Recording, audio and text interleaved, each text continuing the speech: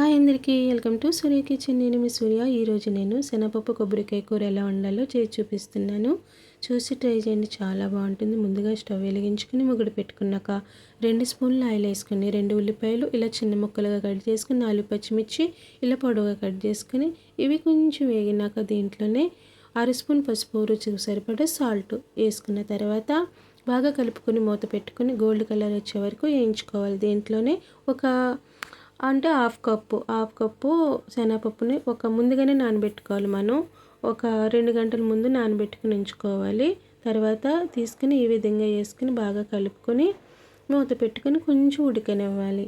ఇలా ఉడికినాక మళ్ళీ మూత తీసుకుని దీంట్లోనే ఒక 2 స్పూన్లు కారం వేసుకోవాలి.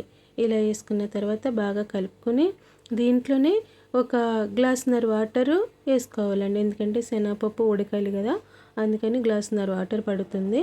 ఇలా వేసుకున్నాక బాగా కలుపుకొని మూత పెట్టుకోండి. మూత పెట్టుకున్న తర్వాత చికెన్ మసాలా, కొంచెం అల్లం, జీలకర్ర, ధనియాలు, పట్ట, లవంగ, యాలక్కాయ అన్నీ వేసుకుని వెల్లుల్లిపాయ కూడా ఇవన్నీ వేసుకొని కొంచెం గ్రేవీలాగా మిక్సీ పట్టుకుని ఇలా వేసుకున్న తర్వాత బాగా కలుపుకొని ఒక 10 నిమిషాలు ఉడికినాక అప్పుడు కొబ్బరికాయ వేయండి. నేను హాఫ్ చెక్క వేస్తున్నాను. హాఫ్ చెక్క ఇలా తురుముకుని ఇలా వేసుకుని మూత పెట్టుకుని ఒక 10 నిమిషాలు మనం కొబ్బరికాయ వేసిన తర్వాత ఒక 10 నిమిషాలు ఉడికితే సరిపోతుంది. చూడండి, ఈ విధంగా ఉడకాలి.